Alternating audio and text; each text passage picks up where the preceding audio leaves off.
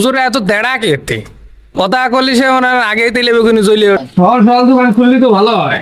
নামাজ পড়েই আমি দোকান খুলি আল্লাহ পাকের ইচ্ছায়। হুজুর কনে থাকে কোনো খোঁজ খবর পাওয়া যায় না, মশলা মশাইল জিজ্ঞেস করবো তা সে আপনারা তো পাই নে খুঁজে। আপনার যে মশলা আছে ওই মশলা কোন তো নামাজে আসে না, ঠিক কথা। এই মশলাটা কোনে পাবেন?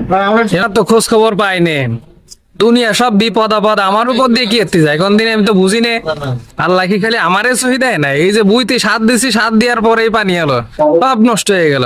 আপনি কি আমার এই কথা পাঁচজনে ঠেক রাখছেন না? আমার সময় নেই, আপনি কি যা বলবেন তাই বলেন। এর কি কোনো কথা হলো? আপনারা হুজুরে এত তেড়া কেতে কথা করলি সে ওনার আগেই তেলে বেগুনি জ্বলি ওঠে। আরে ভাই, তেলে বাগুনে জলমারা কি আর, আপনাকে তো কোনো কথাবার্তা হয় না। আপনি যে কথাটা বললেন যে সার যেদিন দিয়েছেন সেদিন কারা পানিতে আল্লাহ ধুয়ে নিয়ে গেছে, আর আপনার বিবাদ আল্লাহ দেয়, এটা সেরেক কথা।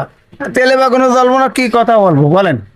আর এই ধরনের কথা বলা তো সেরেক। আর যেহেতু আল্লাহ তাআলা কোরআনে বলেছে ইন্না শিরকা লাযুলমুন আযীম, সেরেক তো বড় গুনাহ, আর আল্লাহ সমস্ত গুনাহ মাফ করে, তো সেরেক গুনাহ মাফ করে না।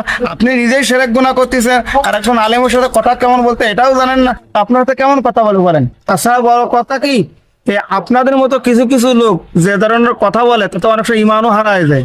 নতুন করে কালেমা পড়া উচিত আপনার। আর কখনো এই ধরনের ব্যবহার করবেন না, এই ধরনের পরিকল্পনা করবেন না।